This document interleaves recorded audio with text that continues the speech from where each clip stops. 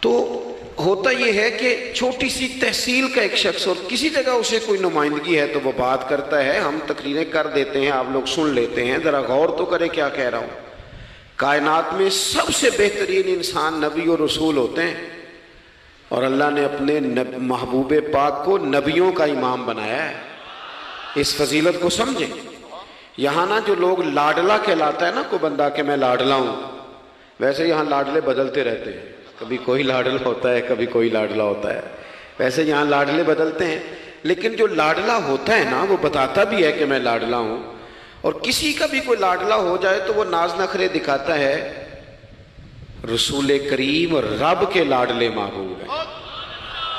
لیکن جو بات میں نے آپ کی خدمت میں عرض کرنی ہے، آپ اس پر توجہ کریں گے۔ حضور امام الانبیاء ہیں، اللہ کے محبوب ہیں، نبی پاک علیہ السلام کا پتھروں نے کلمہ پڑھا ہے، چاند حضور کے اشارے پر ڈوبتے ہوئے واپس لوٹ آیا ہے، سورج ڈوبتے ہوئے آ گیا ہے، چاند کے 2 ٹکڑے ہوئے ہیں، یہ ساری حضور کی شانیں۔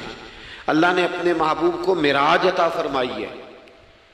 لیکن ملت کے جوانوں، آپ کو پتہ ہے ہمارے نبی پاک کا سب سے پہلا تعارف کیا ہے؟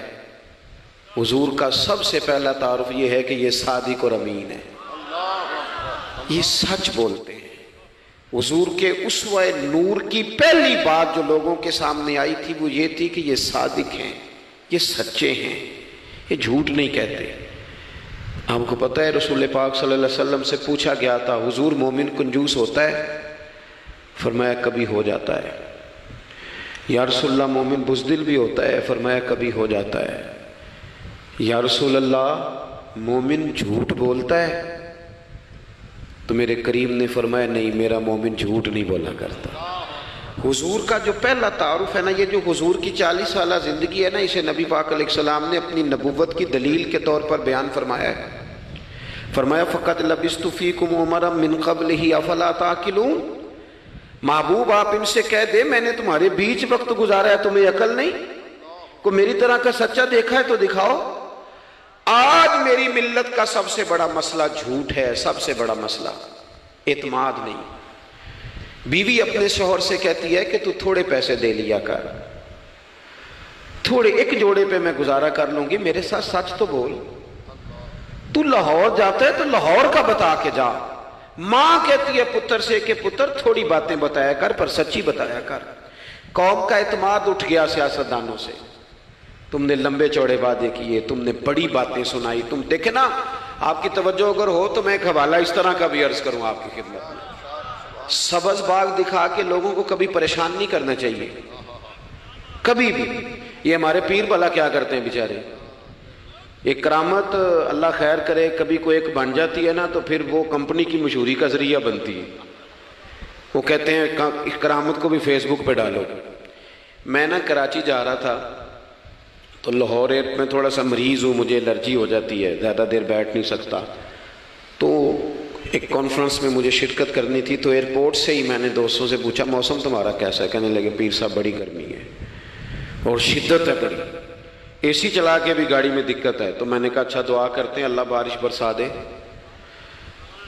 تو یہ دعا لاہور ہو رہی تھی، میں کراچی ایئرپورٹ پہ اترا تو بارش ہو رہی تھی۔ تو وہ جو مجھے لینے آئے تھے نا صاحب، وہ گاڑی میں ایک بندے کو کہہ رہے ہیں کہ وہ پیر صاحب نے لاہور آکھیا سی تو 1.5 گھنٹے جمی آ گیا ہے۔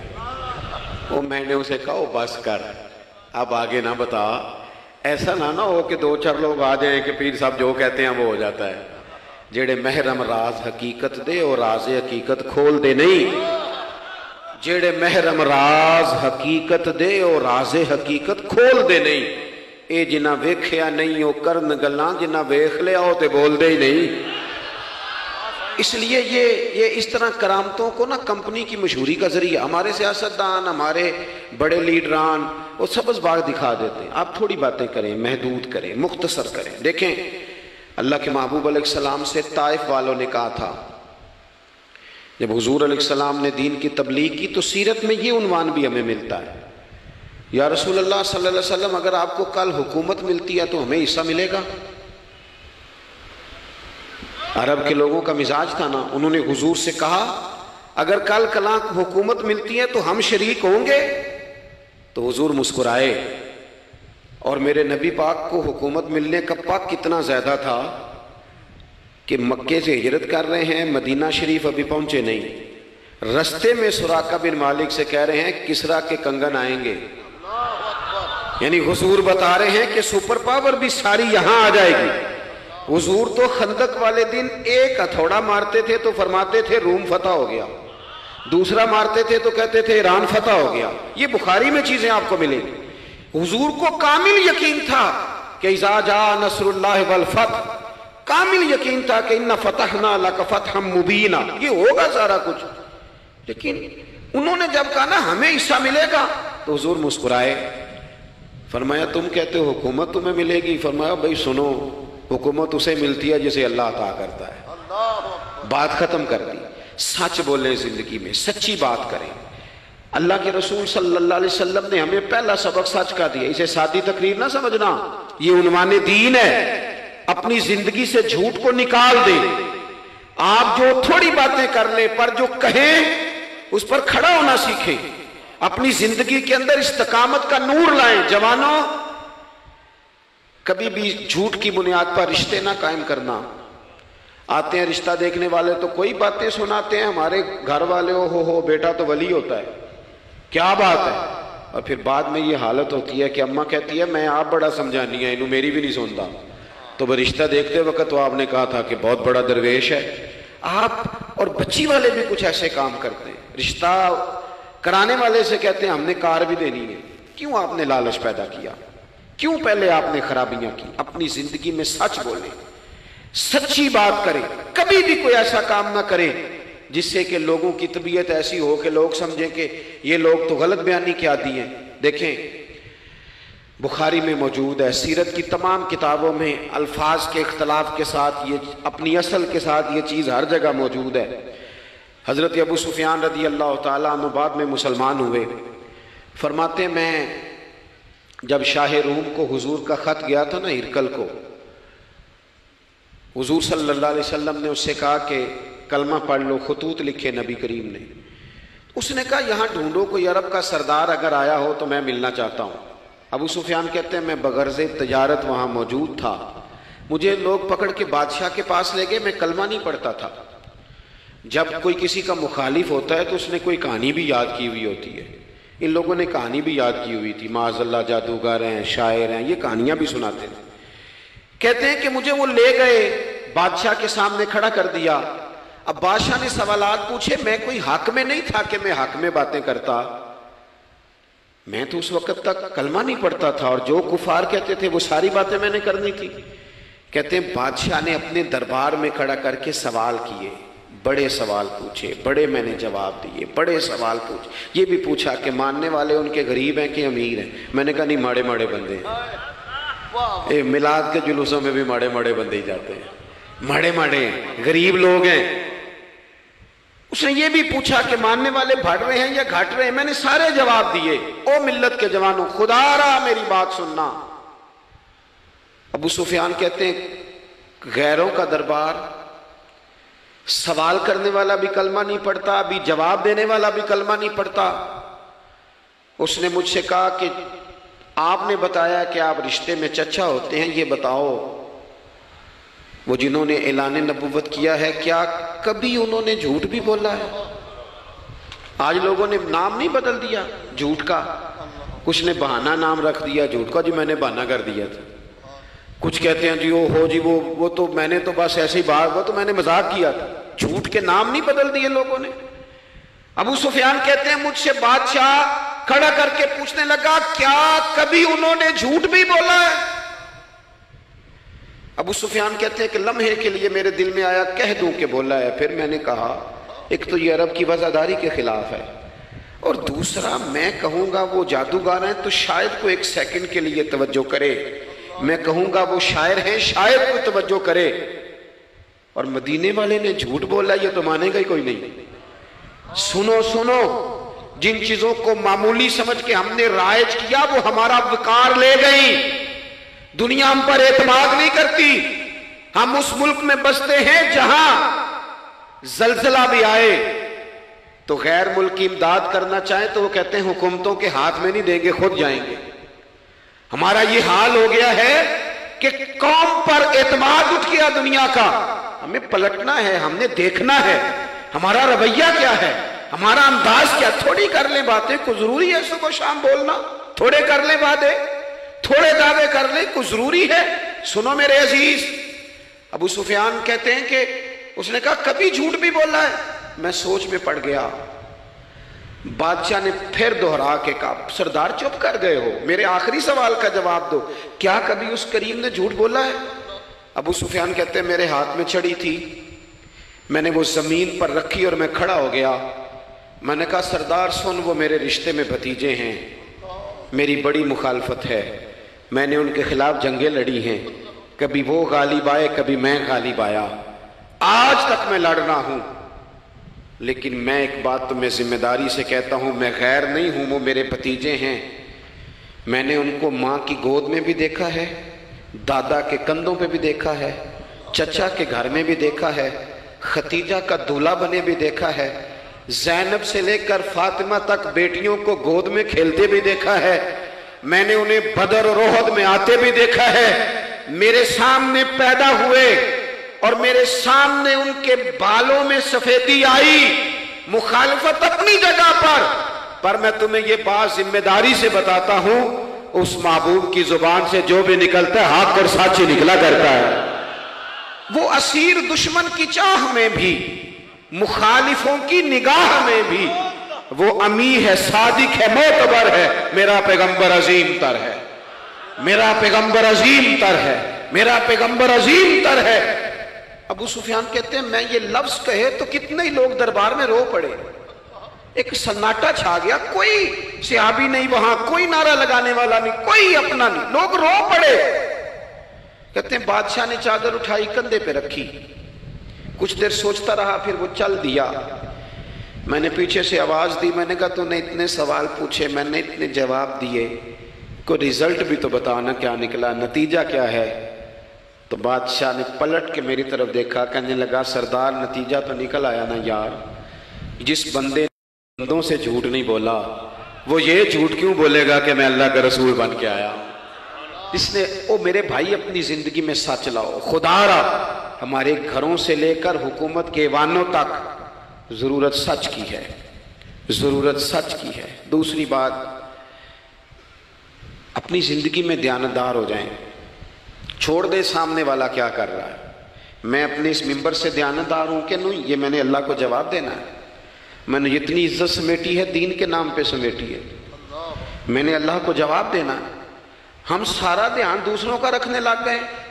حضرت خواجہ نصیر الدین چراغ دہلوی رحمۃ اللہ علیہ سے بادشاہ نے آ کے وظیفہ پوچھا تھا, حضرت کو وظیفہ بتائے, تو خواجہ صاحب فرمانے لگے اپنا کام دیانتداری سے کر, یہی سب سے بڑا وظیفہ ہے. اپنی زندگی میں دیانتداری, امانت داری, آپ اس طرح کے ہو جائیں کہ آپ جس طرح آپ سمجھے نا کہ یہ حرام جانور ہے تو میرے منہ میں جائے گا تو مجھے الٹی آئے گی. آپ کبھی دیکھیں نا کہ حرام گوشت کوئی آپ کو بتا دے, آپ 2 لقمے آپ نے کھا بھی لیے, لطف آیا, تو کسی نے کان میں کہا یہ تو ذبح ہی نہیں ہوا تھا, بیمار تھا, تو الٹی آ جاتی ہے کہ نہیں؟ بولو, کیا آ جاتی ہے؟ انسان کا ذہن قبول کرتا ہے حرام کھانے کو. 2 کلو گوشت پہ الٹی آتی ہے تو 2 کروڑ روپے پہ کیوں نہیں آتی؟ ہمارے ایک دوست ہیں, یونیورسٹی کے لیکچرار ہیں, مجھے ایک دفعہ فرمانے لگے پیر صاحب عجیب بات ہے, ایک بندے کو نا کہیں جوتا پڑا مل گیا, بڑا قیمتی تھا, پر ایک پیر تھا جوتے کا. ہماری دیانتداری کچھ اس طرح کی ہے, ایک پیر ملا, جوتا بڑا قیمتی تھا, مہنگا تھا, تو اس نے اس کا مالک ڈھونڈنا شروع, یہ کس کا ہے, یہ کس کا ہے, یہ وہ شور کر رہا ہے. لیکن تھوڑا سا آگے جا کے جوتے کا دوسرا پیر مل گیا, پر اس نے مالک ڈھونڈنا بند کر دیا. اس کو اب اس کا دوسرا پاؤں مل گیا, تو اب اس نے, یعنی کئی دیانتدار بڑے دیانتدار ہیں لیکن دوسروں کے معاملے میں, اپنے معاملے میں نہیں. اپنی زندگی میں انصاف کریں. میں مسجد میں جمعہ پڑھاتا ہوں. میں نے ایک دن اپنے ایک مدرسے کے طالب علم سے پوچھا, بیٹا جمعرات کو میں نے پوچھا, میں نے کہا صبح جمعے میں تقریر کیا کرنی ہے؟ کہتے میں جو فیصلہ نہیں کیتا. میں کہا تو بڑا مولوی ہے نا, میں چھوٹا, میں تو جمعہ پڑھا کے شام میں فیصلہ کر لینا بھی اگلے جمعے کی بیان کرنا ہے. کیوں؟ میں چاہتا ہوں میں ممبر سے دیانتدار رہوں, میں ایک ہفتہ تیاری کروں, میں نے قوم کو اللہ رسول کا دین بتانا ہے, میرا یہ مقصد تو نہیں ہے کہ 1 گھنٹہ مجھے ملے تو میں نے کسی طریقے سے اسے پار کرنا ہے. آپ اپنے کام کے ساتھ ہمیشہ دیانت کا مظاہرہ کریں. اگر آپ دیانتدار ہو جائیں. حضرت سعید بن عامر رضی اللہ تعالیٰ عنہ کو حضرت عمر نے کہا میں آپ کو ایک صوبے کا گورنر بنانا چاہتا ہوں. رو پڑے, فرمانے لگے اس قابل نہیں ہوں. آپ کہیں مجھے بھی آپ کہہ دیں کہ فلانا عہدہ ملتا ہے تو تیار ہے ساری دنیا. کون انکاری ہے اس کام سے؟ سب تیار بیٹھے. لیکن روتے تھے لوگ کا جناب میں کہاں کر سکتا ہوں. حضرت عمر نے لگا دیا حمص کا گورنر. کچھ مہینوں کے بعد حضرت عمر تشریف لے گئے. جا کے پوچھا کہ کیسا ہے؟ تو پہلے تو ایک لسٹ منگوائی حضرت عمر نے. کچھ مال آیا ہے تو مختلف صوبوں میں بانٹنا ہے, غریبوں کی لسٹ لاؤ. ان کے صوبے کی لسٹ آئی تو تیسرا نام گورنر صاحب کا تھا. وہ کہا تمہارا گورنر مسکینوں غریبوں میں؟ کہنے لگے حضرت صاحب جو لسٹ بنانے والے تھے وہ کہنے لگے اب ان کے وجود پر جو کپڑے ہیں جگہ کوئی نہیں بچی, پیوند کہاں لگانے ہیں. دامان توکل کی یہ خوبی ہے کہ اس پر پیوند لگے ہوتے ہیں پر دھبے نہیں ہوتے. پیوند لگے ہوتے ہیں پر دھبے نہیں ہوتے. حضرت عمر نے معلومات کی ان کے صوبے میں جا کے تمہارا گورنر کس طرح کا ہے. عرض کی حضور 4 شکایتیں. یہ جمہوریت ہے. آج تو ہر سیاسی جماعت میں ڈکٹیٹرشپ ہے. آج کہاں جمہوریت ہے؟ آج تو آپ جتنے شاہ کے وفادار ہو جائیں گے اتنا اچھا عہدہ لیں گے. جتنا مرضی قابل بندہ ہو جماعت کے اندر, لیکن اگر وہ پورا تابع دار نہیں تو نظام نہیں چلتا. جتنا مرضی قابل ہو. حضرت سعید بن عامر رضی اللہ تعالیٰ عنہ 4 شکایتیں, عام آدمی شکایتیں کر رہے ہیں. حضرت عمر نے کہا کون کون سی؟ تو انہوں نے کہا جی پہلی شکایت یہ ہے کہ ہمارے گورنر, توجہ ہے میرے بھائیوں کی, انہوں نے کہا جی پہلی شکایت یہ ہے کہ گورنر صاحب صرف دن کو ملتے ہیں, انہیں رات کو بھی لوگوں سے ملنا چاہیے. دوسری شکایت یہ ہے کہ جب شروع میں آئے تھے تو فجر کے بعد بیٹھ جاتے تھے, مسائل سنتے تھے. اب سورج نکلنے پر اشراق چاشت کے ٹائم 8, 9, 10 بجے آتے ہیں. تیسری شکایت یہ ہے کہ ہفتے میں 1 دن ملتے ہی نہیں. چوتھی شکایت یہ ہے کہ کبھی کبھی ایسے ہی رونے لگتے ہیں, بیٹھے بیٹھے بے ہوش ہو جاتے ہیں. تو آپ نے دیوانہ آدمی ہمیں دے دیا ہے. حضرت عمر فاروق رضی اللہ تعالیٰ عنہ نے حضرت سعید بن عامر کو مجمع میں پوچھا جناب آپ پبلک کے نمائندے ہیں, آپ کو سوالوں کے جواب دینے چاہیے, بتلائیے نا. اور یہ پبلک کے نمائندے صرف سیاستدان نہیں ہوتے, پیر صاحبان بھی ہوتے ہیں, مسجد کا خطیب بھی ہوتا ہے. اگر حضرت عمر سے پوچھا جا سکتا ہے کرتا کہاں سے آیا تو پیر صاحب سے بھی تو پوچھا جا سکتا ہے نا. ان کو بھی جواب دینا چاہیے, ان کو بھی بتانا چاہیے, اس لیے کہ وہی تو دعویٰ کر رہے ہیں فقر بتانے کا. تو حضرت عمر نے 4 سوال کہا سعید آپ کے ذمے 4 سوالوں کے جواب ہیں. تو حضرت سعید بن عامر نے گردن جھکائی, کہنے لگے پہلے ہی کہا تھا میں گورنری کے قابل نہیں. فرمایا اب تو بن گئے ہونا, جواب تو دینا ہے, حضور بتلائیے. فرمایا پہلا سوال آپ سے یہ ہے کہ یار لوگ کہتے ہیں رات کو کام پڑ جاتا ہے اور آپ ملتے نہیں. تو حضرت سعید بن عامر نے اپنی داڑھی پکڑ لی, عرض کی حضور یہ ساری سفید ہو گئی ہے, بڑھاپا ہے. دن مخلوق کے لیے رکھا ہے, رات اپنے رب کے لیے رکھی ہوئی ہے. اگر پھر بھی کسی کو شوق ہو تو سعید بن عامر جب بھی ملے گا مسجد میں ملے گا. ساری رات بارگاہ ربوبیت کی او سنگیو تھوڑا مسلح بھی یار مضبوط کر لو تھوڑا سا نا. ہم نہ تھک گئے ہیں فون سن کے. بہت سارے لوگ ایسے ہیں جن کے وجود نہیں اتنی تھکے جتنے دماغ تھک گئے. کمنٹس پڑھ کے, کمنٹس دے کے, رائے دے کے بڑے بڑے باصلاحیت لوگوں کے حافظے کمزور ہو گئے. خدا را اپنی صلاحیتوں کو زنگ لگا لو گے. یہ تو جتنے لوگ ہیں میڈیا چلانے والے, ان کو تو میڈیا چلانا ہے. اور اب تو پتہ نہیں کتنے چینل اور کتنے لوگ اور سوشل میڈیا پہ کتنے, اور ادھر کتنے تو ادھر کتنے. خدا را کچھ وقت اگر مصلے پہ ملے تو آپ یقین کریں روح تازہ ہو جاتی ہے. لمبی لمبی دعائیں مانگیں, اپنے رب کو اپنے دکھ سنائیں, رسول پاک کی بارگاہ میں یہ نذرانے پیش کریں, آپ محسوس کریں گے وجود طاقتور ہو گیا. حضرت سعید بن عامر کہنے لگے رات مصلے پہ گزارتا ہوں. دوسرا سوال آپ سے یہ کرنا تھا کہ یہ لوگ کہتے ہیں کہ آپ پہلے فجر میں آ جاتے تھے, اب اشراق چاشت کے بعد 9-10 بجے نکلتے ہیں. تو حضرت سعید بن عامر نے گردن جھکائی, کہا یہ میرا راز تھا, میری پرائیویٹ بات تھی. کہا جناب اب تو لوگوں کا سوال ہے. تو آپ فرمانے لگے میرے گھر میں خادم کوئی نہیں, غریب آدمی ہوں, بیوی بیمار ہو گئی ہے، 35 سال اس وفادار عورت نے میری ڈیوٹی کی ہے، بیماری میں چھوڑ دوں تو وفاداری تو نہیں نا۔ سویرے اٹھتا ہوں، گھر کا کام کرتا ہوں، پھر بیوی کے لیے ناشتہ بناتا ہوں، اسے کھانا کھلاتا ہوں، تیاری کرتے آتے دیر ہو جاتی ہے۔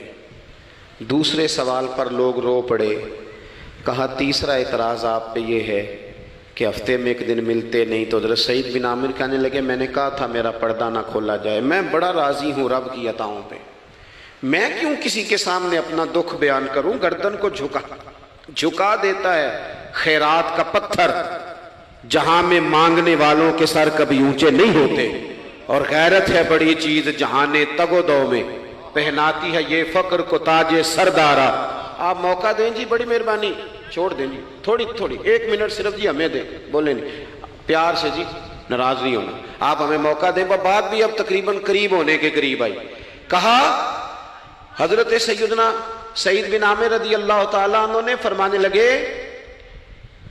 میں نے کہا تھا یہ میرا پردہ ہے، یہ نہ سنایا کریں آپ دکھ لوگوں کو۔ یہ غریب کہتے ہیں میں کسی امیر کے ساتھ لگ جاؤں گا تو کچھ بھی نہیں بنتا، چھوڑ دیں آپ، دکھڑے رب رسول کو سناؤ، خیرات بھی ملے گی اور عزت بھی ملے گی، وہ دیں گے اور کسی کو بتائیں گے بھی نہیں۔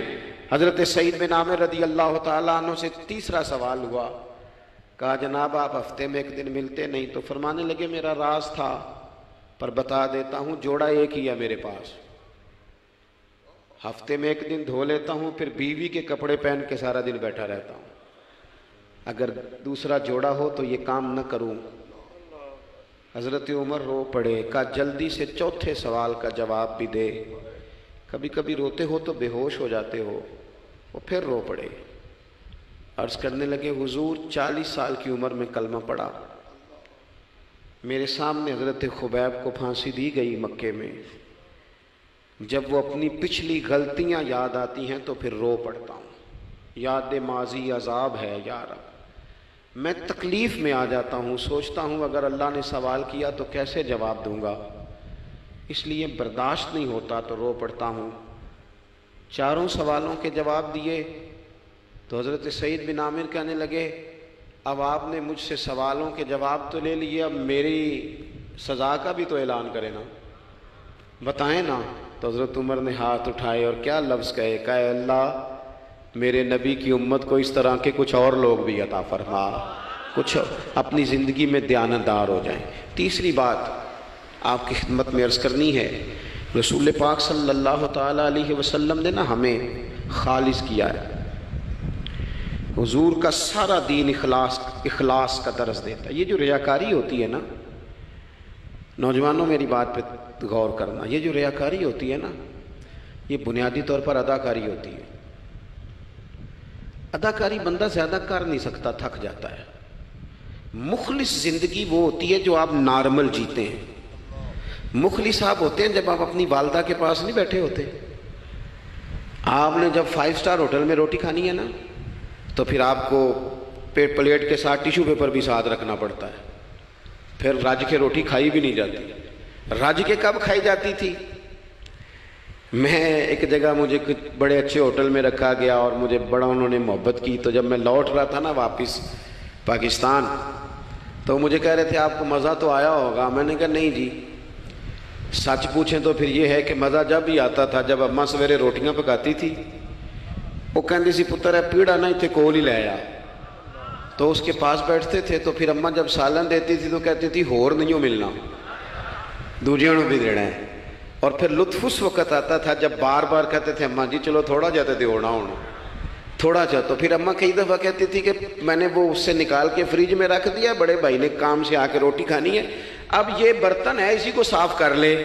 او بھائی میں نے اپنے ابا جی کو دیکھا خودداری کا، میں نے ایک دن ان سے پوچھا میں کہ ابا جی تو انہوں پسند کی ہے، ہم پڑھتے تھے نا انٹرویو اخباروں میں تو 2-4 سوال ہر بندہ پوچھتا تھا، اب تو انٹرویو زیادہ لوگ لیتے ہیں تو اب تو کبھی اتنا موقع ہی نہیں ہوتا کس کا سنیں کیا کریں، یہ تو چھوڑ دیا کام۔ اخبار میں کبھی انٹرویو آتا تھا تو مسجع مکفہ ہوتا تھا، لکھنے والے بھی اچھے ادیب ہوتے تھے، جملے چبھتے نہیں تھے طبیعت، تو 2-4 سوال بڑے ضروری ہوتے تھے، پھول کون سا پسند ہے، کھانے میں کیا پسند ہے، رنگ کون سا پسند ہے، یہ 2-4 سوال ہر ایک سے ہوتے تھے۔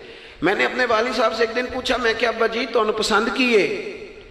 تے فرمان لگے پتر جے تے لگی ہوئے بھوک تے پھر ہر تے جے نہ لگی ہوئے تے پھر نخرے ہی نخرے نے. تو اس لیے بھوک لگی ہو. وہ ہمیں پتہ کیا بتاتے تھے؟ میں آج بھی نا بہت ساری چیزیں گاڑی میں رکھ لیتا ہوں. آج بھی جو کھانا اپنی مرضی سے کھاتا ہوں وہ پیٹ بھر کے کھایا جاتا ہے. جو تصویروں کی شدت سے باہر ہوتا ہے وہ کھایا جاتا ہے. اس کو آپ قبول کر لیتا آپ کا وجود. یاد رکھنا میرے عزیز، میرے نبی پاک صلی اللہ علیہ وسلم نے فرمایا ہے بہترین روٹی وہ ہے جو تو اپنے ہاتھوں کی کمائی سے کھاتا ہے. وہ بہترین رزق ہے جو تو. اور حضور نے فرمایا اللہ کے نبی حضرت داؤد محنت کر کے کھانا کھاتے. دعوتوں پہ جا جا کے تو بندہ بیمار رہنے لگ جاتا ہے، وہ تو کام ہی ختم ہو جاتا ہے. والد صاحب کہا کرتے تھے کہ لو میں پا دیتے نے تانوں دانے پڑولے چ تے ماں تہاڈی نے تانوں چار پا دیتا ہے، لو ہن تانوں پرواہ نہیں ساریاں گرمیاں، موج کرو. یہ اصل تھا ہمارا. اس پہ واپس آ جائیں، اس پہ آ جائیں. یہ صحت افزا روٹیاں ہیں، یہ کھائیں. بڑی گاڑیوں کا اور بڑی چیزوں کا شوق چھوڑ دیں، محنت ڈٹ کے کریں، لیکن زندگی اصل پہ لے آئیں. اصل زندگی خالص ہوتی ہے. میرے نبی پاک صلی اللہ علیہ وسلم نے فرمایا ریاکار، میں پوری حدیث نہیں سناتا، اشارہ کرتا ہوں. حضور نے فرمایا ریاکار اگر عالم بھی ہو، ریاکار اگر سخی بھی ہو، حتیٰ کہ صحیح حدیث میں فرمایا ریاکار شہید بھی ہو اور ماری جائے اس نیت سے کہ لوگ مجھے شہید کہیں گے، تو فرمایا صبح قیامت اللہ ان اعمال پر بھی اجر عطا نہیں کرے گا. اپنی زندگی میں اخلاص پیدا کریں. اور جب خلوص آتا ہے، جب للہیت آتی ہے، مشکل ترین خلافت حضرت ابوبکر صدیق کی ہے. یہ جو حضرت عمر نے بڑی اعلیٰ خلافت کی ہے نا، یہ بنیادیں حضرت ابوبکر نے مضبوط کر کے دی تھی. فتنوں کے تو سر کچل دیے تھے حضرت صدیق اکبر نے. اب حضرت عمر کے لیے کام کرنا انہوں نے آسان کر دیا تھا. میں اکثر کہا کرتا ہوں کہ حضرت عمر کی خلافت کی مضبوطی میں بڑا کردار حضرت ابوبکر صدیق کا ہے. اگر وہ مضبوطیاں نہ کرتے اتنی تگڑی تو کام آگے چلتا نہیں تھا. حضرت سیدنا ابوبکر صدیق کو بڑے فتنوں کا سامنا تھا. ختم نبوت کے محاذ پر کام کرنا ہے، منکرین زکوٰۃ پیدا ہو گئے، امت کو سنبھالنا ہے. یہ ساری ڈیوٹیاں کر کے نا دنیا سو جاتی تھی. وہ دنیا سو جاتی تھی اور حضرت صدیق اکبر ایک نابینا مائی کے گھر میں جھاڑو دینے چلے جاتے تھے. جب بندہ مخلص ہو جاتا ہے نا، ایک نابینا معذور عورت جھاڑو دے رہے ہیں، جب تھوڑا سا وقت بچتا نا عصر کے لیے، یہ ٹائم میں نے اپنے لیے رکھا ہوا ہے، تو مدینہ شریف میں ایک بیوہ تھی جس کی 5-6 بیٹیاں تھی، بیٹا کوئی نہیں تھا. اس کے گھر جاتے تھے، بکریوں کا دودھ دھو کے آتے تھے. معمولی آدمی نہیں، خلیفہ وقت کی بات. کس لیے؟ یہ کام روحانی تسلی کا باعث بنتے، یہ کام آپ کو سکون دیتے، یہ آپ کے اندر وہ طاقت پیدا کرتے کہ آپ لڑ سکتے ہیں دنیا سے. جب آپ کے پیچھے دعائیں ہوتی ہیں تو پھر میدانوں میں کھڑا رہنا آسان ہو جاتا. حضرت عمر فاروق فرماتے ہیں تیسرا دن تھا جناب صدیق اکبر کے وصال کو. میں مسجد نبوی شریف میں بیٹھا تھا تو 2-3 چھوٹی چھوٹی بچیاں آ گئیں. آ کے کہنے لگی چچا آپ خلیفہ بنے ہیں. میں نے کہا ہاں، ہمارے ساتھ چلیں گے؟ میں نے کہا پتر تمہارے ساتھ کیا ہے؟ کہنے لگی ابو بکر صدیق عصر کے بعد ہمارے گھر آتے تھے، ہمارا بھائی کوئی نہیں، باپ انتقال کر گئے، بکریوں کا دودھ دھو کے دے جاتے تھے، کچھ بیچ کے گزارا کر لیتی تھی، کچھ پی لیتی تھی. 3 دن سے میری ماں رو رہی ہے، میری بہنیں روتی ہیں، اکھاں جدوں میٹیاں زمانہ مینوں روے گا. اونج تے بے قدراں کچھ قدر نہ جاتی، کیتی خوب تسلی ہو، لیکن اکھاں جدوں میٹیاں زمانہ مینوں روے گا. اپنا تے اپنا بیگانہ بھی مینوں روے گا. جدوں نہ میں دسیا میں خاراں نوں میخانے وچ، پھر جام ٹوٹ جان گے تے میخانہ مینوں روے گا. کئی لک لک رون گے تے کئی بک بک رون گے. گلیاں دا یانا تے سیانا مینوں روے گا. اور کسی نے کہا تھا میرے مرنے پہ ہر سو شور مچ جائے گا دیکھو گے. یہ رحمت کی امید لگاتے کہا، کرم کی امید. آج جسے کہا، نذرانے میں کہا کسی درویش نے، کہنے لگے میرے مرنے پہ ہر سو شور مچ جائے گا دیکھو گے. کہنے الوداع سرکار خود تشریف لائیں گے. اور کسی نے کہا تھا کہ بعد مرن دے مکھڑا میرا ہو جاوے جے تازہ، پھر سمجھ لینا محبوب میرے نے آن پڑیا جنازہ۔ تو بھائی اپنی زندگی میں اخلاص پیدا کرے۔ ہم نا غریب لوگ بھی امیروں سے تصویر کھنچوانا پسند کرتے ہیں، امیروں سے اپریشیٹ کرنا چاہیے محنت کرنے والے آدمی کو، جس کو پسینہ آ گیا نا ریڑھی پہ کھڑے ہوئے، وہ بڑا باوقار آدمی، اسے پسینہ آ گیا۔ میں ابھی بھی کبھی کبھی جوتا گنڈوا لیتا ہوں، چونکہ میں نے دیکھا ہے میرے ابا جی مجھے کہتے تھے لے جا جتیاں توڑے پا کے ساریاں گنڈا لیا، تو یاد ہے تو میں ابھی بھی چلا جاتا ہوں۔ تو ہمارے ایک پرانے موچی ہیں، میں ان کے پاس ایک دن، وہ بڑے خوددار آدمی، 5 روپے کے 10 دے دے نا، وہ ان کو 10 دے دو، کہتے چوکا اپنے 5 روپیے۔ وہ ایک شاعر بیٹھے تھے نا، تو شاعر بھی بیچارے کئی اسی طرح کے ہوتے ہیں، ناراض نہ ہو جائیں شاعر، لیکن وہ کئی دفعہ نا ان کو بھی دیکھ کے لگتا ہے کہ کئی دنوں سے بیچارے نے روٹی نہیں کھائی۔ تو وہ موٹی چادر لیے گرمیوں میں کسی چوک میں بیٹھا تھا نا شاعر، تو کوئی بندہ جاتے ہوئے 5 روپے دے گیا، اس نے کہا یہ کیا ہے؟ کہنے لگا کھانا شانا کھا لینا، پر شاعر نے کمال بات کی، اس نے کہا یہ آرزوئے کرم اور میں آپ سے کروں، یہ آرزوئے کرم اور میں آپ سے کروں، یہ بھیک اس کو دیجیے جس کا خدا نہ ہو۔ اور میرے اعلیٰ حضرت کیا کہتے ہیں؟ کہتے ہیں کروں مدح اہل دول رضا۔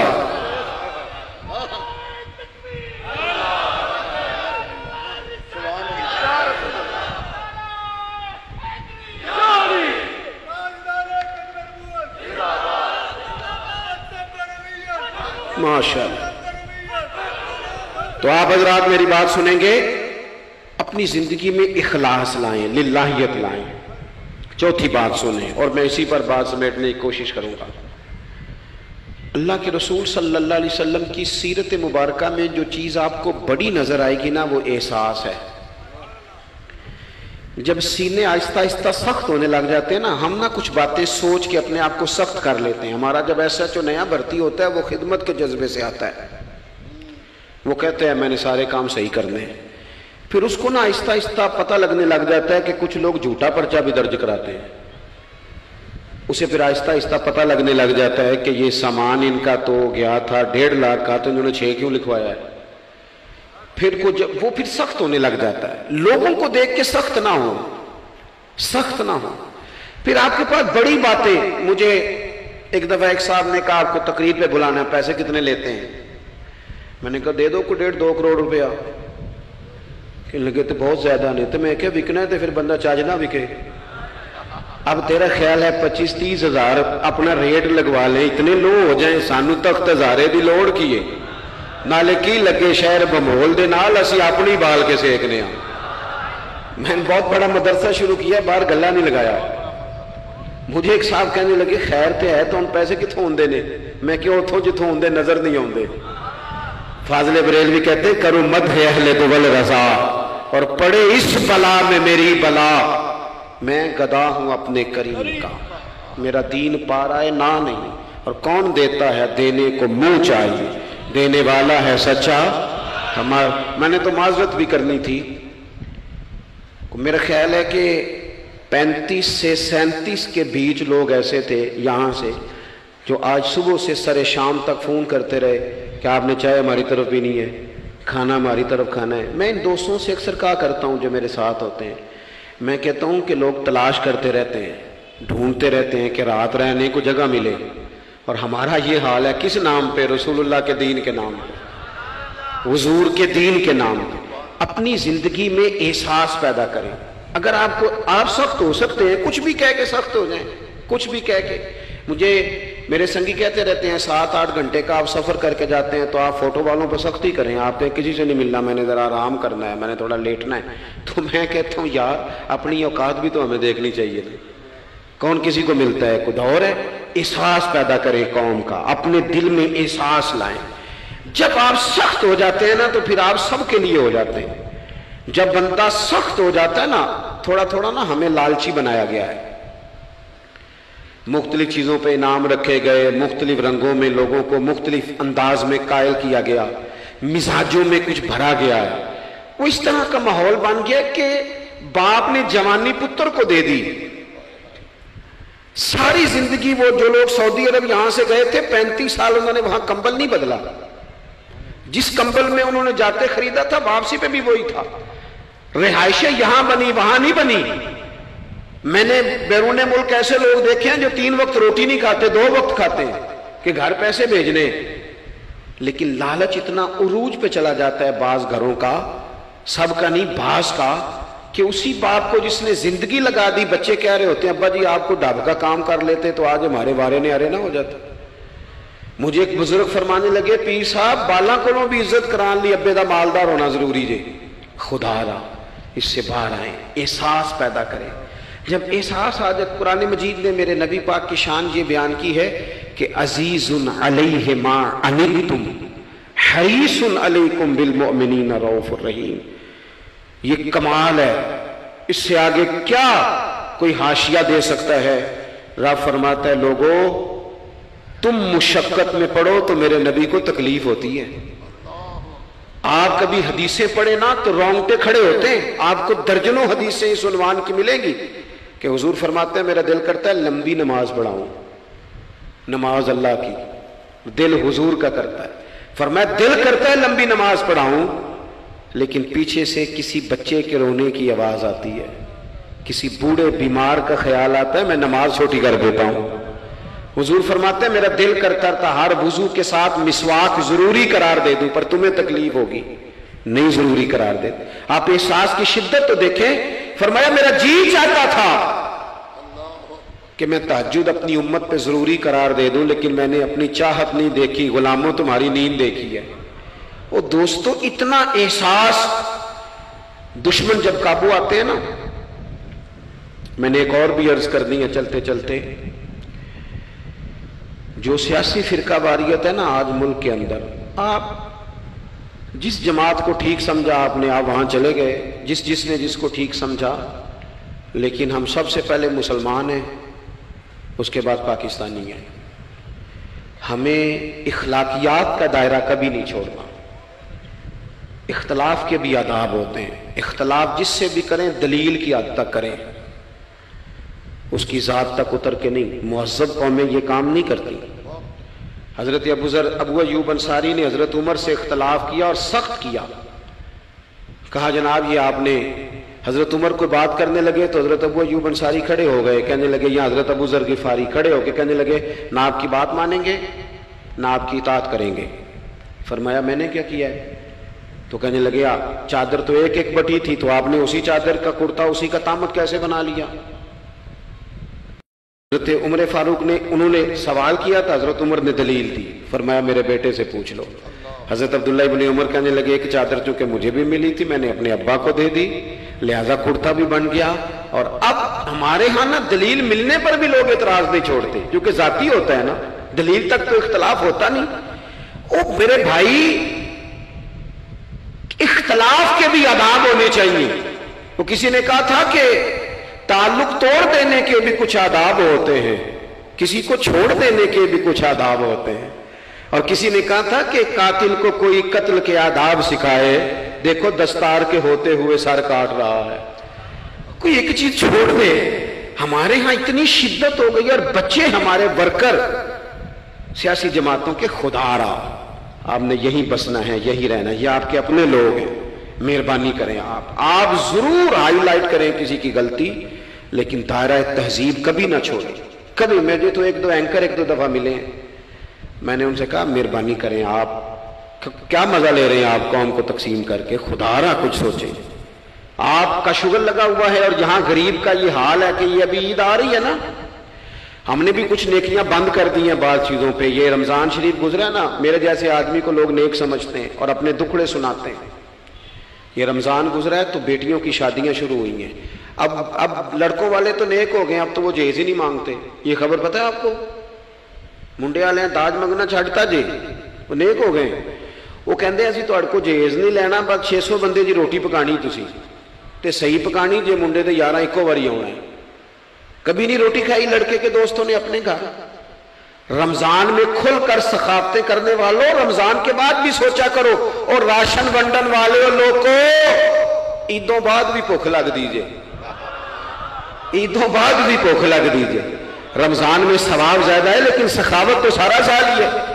تو کچھ چیزیں ایسی ہیں ہمیں حضرت سیدنا عمر فاروق نے جب جواب دے دیا نا کہ اس طرح ہے، اب وہ اختلاف دلیل تک تھا، اختلاف دلیل تک تھا، تو حضرت ابو ایوب انصاری اٹھ کے کھڑے ہو گئے، اعتراض کیا، جواب مل گیا، تو پتہ کیا فرمانے لگے، کہنے لگے عمر رب تجھے میری طرف سے بہتر سلا دے، اب تو حکم کر، ہم سنیں گے بھی اور تیری اطاعت بھی کریں گے، اب ہم آپ کے پیچھے چلیں گے امیر المومنین۔ تو دلیل تک رکھیں چیزوں کو، دلیل مل جائے تو بات کو ختم کریں۔ تو میرے بھائی احساس اپنی طبیعت میں جب ہم پیدا کرنے لگیں گے، احساس بڑی مشکل ہے غریب کی زندگی۔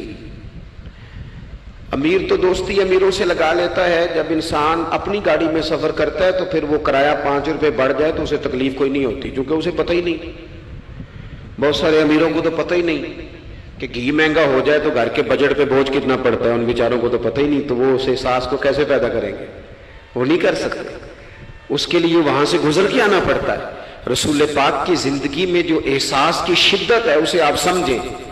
دشمن جب ہتھے چڑھتا ہے تو پھر، اور دشمن بھی سخت گیر قسم کا ہو تو بندہ اسے چھوڑتا نہیں۔ لیکن حضرت انس بن مالک فرماتے ہیں کہ یہ جو لوگ بدر میں آئے تھے یہ کوئی پھول لے کے نہیں آئے تھے ہاتھوں میں، گجرے پھولوں کے لے کے نہیں آئے تھے، تلواریں لے کے آئے تھے، اور پوری انہوں نے جنگ لڑی، 14 صحابہ شہید کیے، لیکن جب ان کو لا کے باندھا گیا نا مدینے میں تو غصہ تھا صحابہ کو، کس کس کے ہاتھ باندھے۔ حضرت عباس بھی تھے، جب وہ ہائے ہائے کرتے تھے نا مخالف تھے۔ توجہ ہے میری بات پر؟